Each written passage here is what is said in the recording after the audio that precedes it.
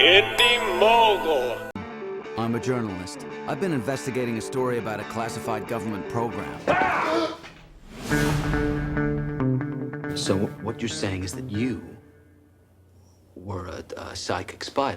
A Jedi warrior. I'd heard that the US government was training psychic soldiers, and that Lynn Cassidy was the best of the best. I've been reactivated. I'm on a mission. I could come. Lynn's story was unbelievable, crazy, and completely true.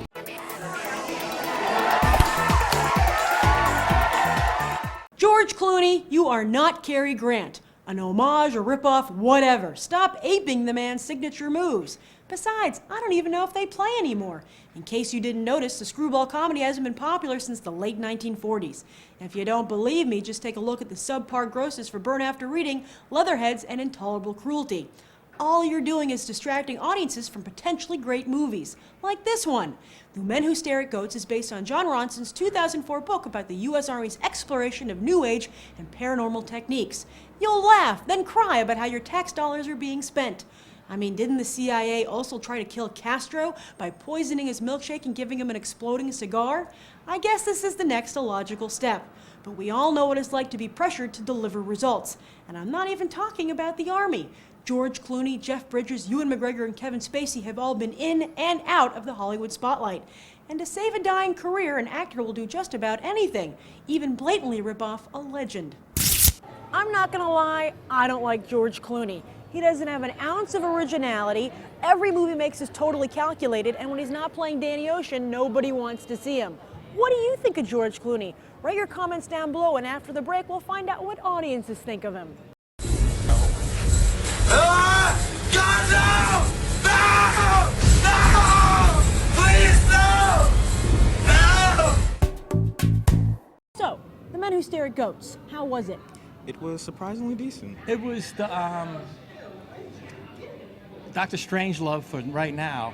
Oh. It was fantastic. Oh, really? It was a pretty good movie. Ooh, I enjoyed it. Why do you think it's got such horrible reviews? Because it's not your conventional film. Very offbeat, but very good. It's a very different kind of movie. It doesn't really have like a really strong plot to it, but it's constantly entertaining and very funny throughout, I thought. I mean, it's a little slow at times. It's not laugh out loud hilarious, but it's decent. It's charming. Yeah. I think a lot of it lies on the charm of the actors and anything in the actual movie itself. Ewan McGregor, which they said was bad, he was just, he Who's a straight guy? but also he was like, maybe, I hate to say it, like the conscience of America that people. Ooh. Who do you think was the best person in the movie? I thought either George Clooney or Jeff Bridges. I guess it has to be Clooney. I don't like George Clooney. Do you like George Clooney? The movies I've seen him in, I enjoyed. Are you a George Clooney fan? Oh, very much so, yes. I don't like George Clooney. So convince me, why is George Clooney worthy of my liking him? I think it's just a screen presence for me. I mean, I've liked him in just about everything he's been in, and you obviously didn't, and so it's a personal thing, I think. He has a certain charm too, and he can turn off that charm and do stuff like Michael Clayton, so that's good. Does he have the charm on or off here? On. Oh, good. Do you think this movie makes light of the Army, and does it make fun of them, or is it respectful? What do you think? I don't think they'll really be offended. I can't see this movie really offending anyone because, I mean, it's a very goofy, very offbeat movie. It's also anti-war, like to the max. Do you think it's cool for Hollywood to be so anti-war? Of course. Yeah? Yeah. Okay, how about anti-Army? Do you think this is an anti-Army movie, or? That's hard to say. Do you think that this Army really does stuff like this? I mean, it's supposed to be based on true stuff. I have to assume that they're not lying, but I'm not sure. The guy stares at a goat and kills it?